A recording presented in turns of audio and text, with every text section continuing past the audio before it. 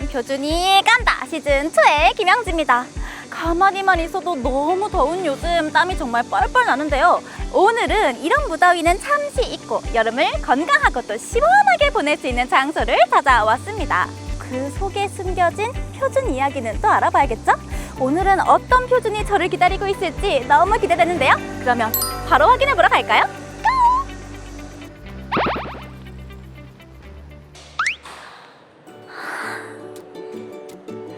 역시 무더운 여름엔 실내가 최고죠.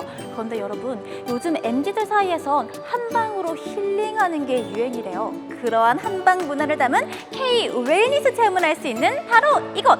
한국 최초의 의학 전문 박물관인 한독의학박물관에 나와 있습니다.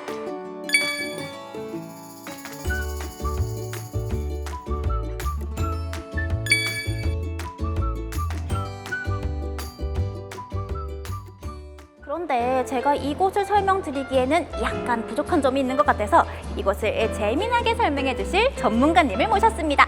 하계사님! 안녕하세요. 안녕하세요. 자기소개 먼저 부탁드립니다. 네, 저는 한독의학박물관 학예사 김혜나라고 합니다. 맞아요. 너무 반갑습니다. 먼저 요 활동지 먼저 드릴게요. 오, 이게 뭐예요? 다양한 연령이 참여할 수 있는 여러 종류의 활동지들이 있는데 그 중에서도 제가 지금 드린 것은 퀴즈 탐정대 추리노트라는 초등학생 대상 체험 활동지예요. 확실히 이런 활동지가 있으니까 더 쉽고 재미나게 유물들을 관람할 수 있을 것 같아요. 안에 어떤 유물들이 있을지 벌써부터 기대가 되는데요. 그럼 이 활동지 들고 하계사님과 함께 둘러보러 가실까요?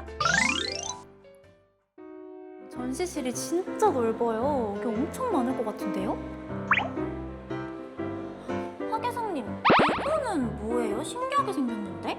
지금 보시는 저희 소장품은 청자, 상감, 상약국 명합이라고 하는데요.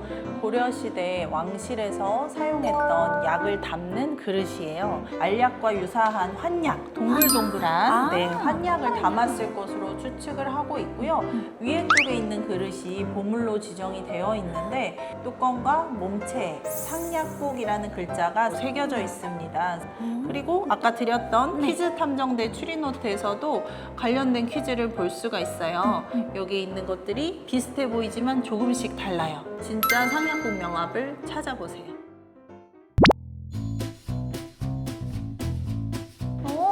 이게 보니까 한자가 조금씩 다른 것 같고 그리고 여기에 흔적들이 약간씩 다른 것 같아요. 정답! 6번이요.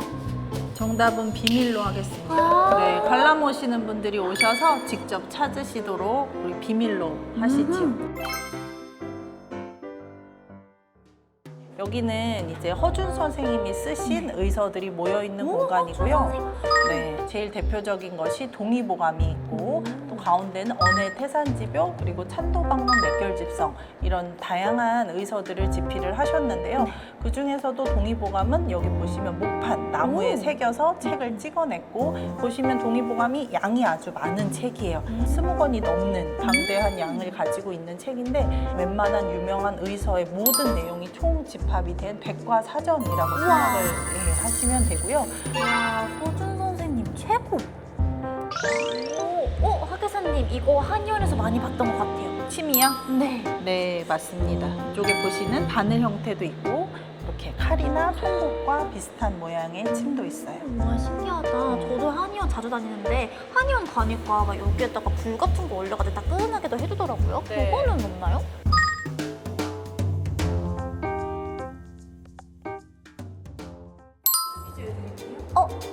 표준 퀴즈가 여기서요?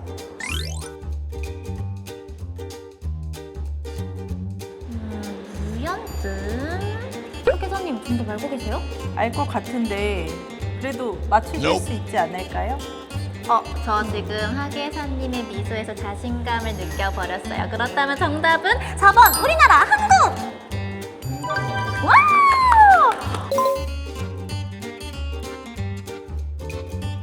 전통 한의학이 표준을 타고 세계로 뻗어나가다니 진짜 최고!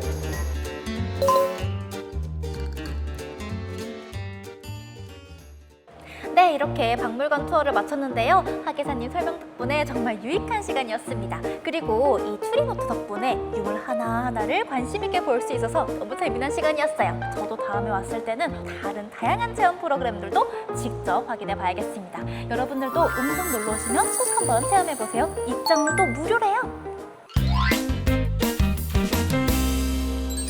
시원한 곳에서 지식을 듬뿍 채웠으니까 이제는 배를 든든히 채울 시간이겠죠?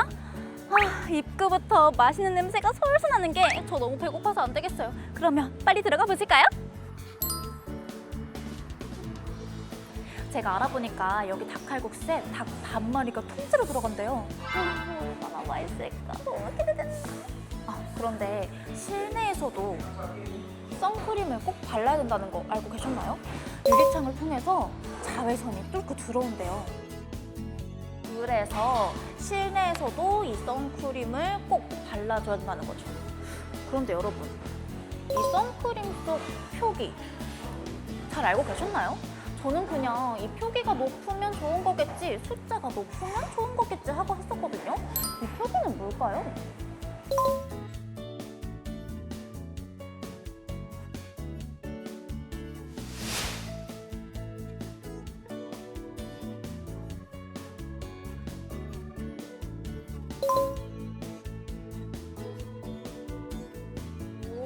제 선크림은 SPF 50 플러스에 PA 플러스 플러스 플러스 플러스니까 자외선 차단 A와 B 모두 높은 제품이었어요. 잘 골랐는데. 퀴즈 나갑니다.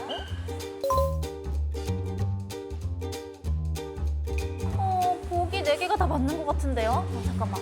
선글라스 라벨에 뭐가 표기되어 있었지요? 정답은 3번. 자외선 차단율? 오! 생각해보니까 선글라스를 끼는 이유가 눈에 들어오는 자외선을 막기 위한 거잖아요. 자외선 차단율이 표기 의무화가 되어 있으면 소비자 입장에서는 너무 좋겠는데요? 이 표준이라는 게 한 번 생기면 그대로 쭉 가는 게 아니라 소비자들을 위해서 계속 변화하는 거였네요. 표준어 완전 칭찬해. 앞으로 선글라스 살 때 이 라벨 잘 보고 사야겠어요? 우와, 비주얼 좀 보세요. 진짜 닭 반마리가 그대로 올라가 있는데요. 보기만 해도 너무 든든해지는데 그럼 제가 한번 먹어보겠습니다.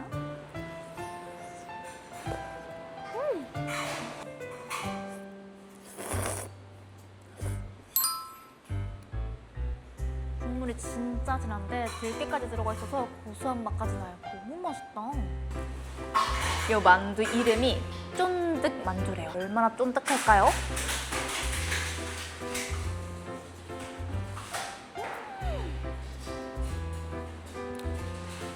이름답게 만두피가 정말 쫀득쫀득해요. 물 좀 마셔야겠어요. 물을 먹어가면서 해야지. 근데 괜찮아요. 요즘은 핸드폰 생활방수가 잘 돼서 이 정도 물은 그냥 쓱 닦으면 되더라고요. 요즘 휴가철에 침수 사고 많이 일어나잖아요. 근데 생활방수 잘 되어 있으니까 뭐 이 정도는 괜찮지 않을까요? 그냥 닦으면 그만인 것 같은데. 네, 표준 퀴즈 나갑니다. 표준 퀴즈?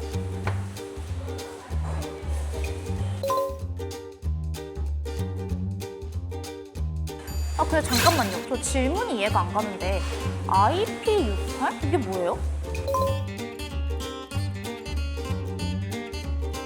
IP68이면 8이니까 그래도 거의 대부분의 물은 방수가 된다는 뜻인 것 같은데 솔직히 다 방수가 될 것 같거든요. 근데 9는 아니니까 8이면 화학물질이 들어간 물은 방수를 못하는 거 아닐까요? 정답은 2번. 비눗물?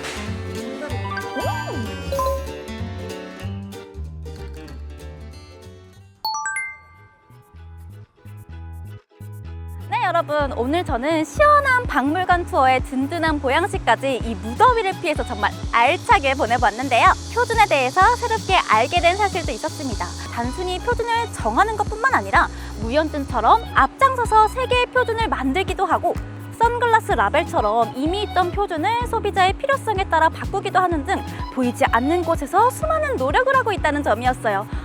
우리 국표현 너무 멋있지 않나요? 그럼 여러분 남은 여름 시원하고 또 건강하게 보내시고요. 저희는 다음 영상에서 다시 찾아오도록 하겠습니다. 그럼 여러분